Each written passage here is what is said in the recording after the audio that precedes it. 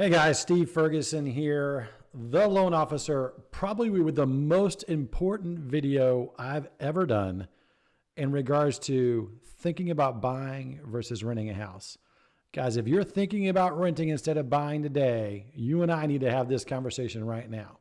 So pay attention to what I'm about to show you in math. I'm going to break it out in black and white, and I'm going to show you why you should buy over renting any day of the week. All right, let me show you my screen. Let's check this out. So this assumes a conventional loan. Now let me do some disclaimers here, everybody.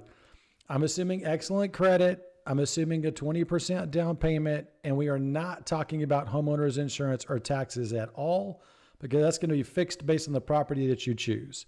We're just talking about a difference in your actual principal and interest payment on the mortgage.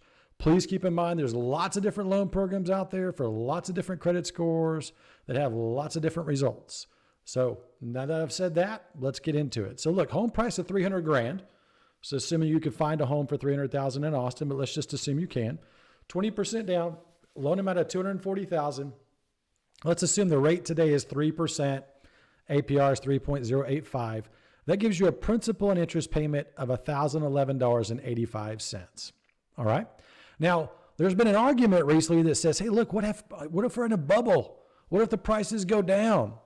Now, my personal opinion, I'm not sure that I would agree with you, but let's just do the math here and make that argument, right? What happens if prices go down in a year, but rates go up? Because we all know rates are starting to go up. The Fed's already made the announcement. You know, the writing's on the wall. We're expecting rates to increase. That's probably what's going to happen. So let's just say the home prices drop 5%. So you got a new home price of $285. So what I did is I took 95% of the home price, the original home price, that's $285. 20% down, your new loan amount's $228. But let's just assume for a second in the next 12 months that rates increase to 4%, right?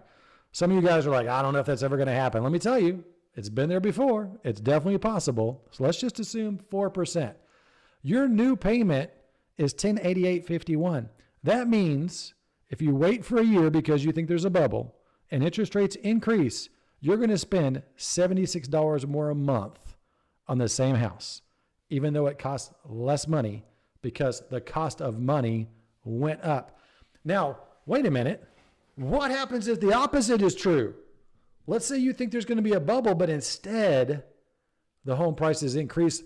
Maybe not even as much as they did this year, but let's just say it's an average. And I did a little bit of research on this. So I went to noradorealestate.com. Don't know who those guys are. Just did some Google searching. Do you know that Austin's market appreciated 9.25% in 2021 so far? That's nuts, guys.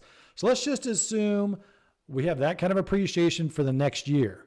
Now that house that was going to cost you $300,000 in a year is going to cost you $327,750. Then what happens if, and again, assuming 20% down, so your new loan amount's $262,200, which means you just spent an extra $22,200 more than you should have. And then what happens if the rates go up still? They still go up to 4%. Guess what? Your new payment, if you waited for a year and the rates went up and the home prices went up, is $1,251.78 principal and interest only. That means you're spending an extra $225.61 a month for the exact same house. Guys, I'd rather have $225 in my pocket. Now let's assume for a minute, because you guys probably haven't thought about this.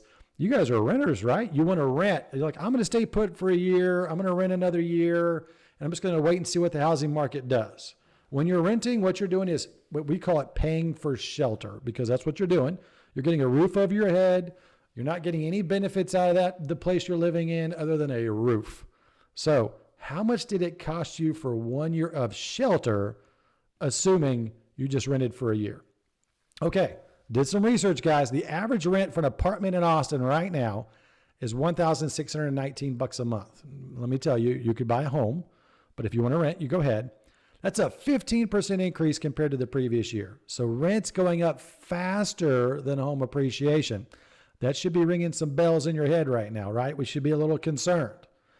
But let's just assume you're not and you want to rent for a year, okay? So you're spending $1,619 a month. So 1 year of rent, AKA 1 year of shelter, costs you $19,000 $19,428. You just wrote a check, $19,428 for shelter. But wait, you also lost appreciation. Because remember, Austin's appreciating at 9.9%. You lost $27,750 in equity on your home because you waited a year to rent, assuming all those numbers we just talked about happen, plus 1 year of lost tax benefits. In my opinion, that's priceless. Why not? We want the best tax benefits we can get.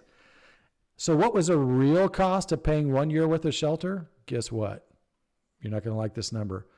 $47,178 is what you just spent in 12 months to pay for shelter versus buying a home. That's a down payment on a house right there, guys. That's like a second job. That's beyond a second job. There's some teachers who don't make that kind of money because you wanted to wait a year to see what the market would do. Let me tell you guys, I don't recommend that in any way, form, or fashion. I think it's a great time to buy. It's always a great time to buy.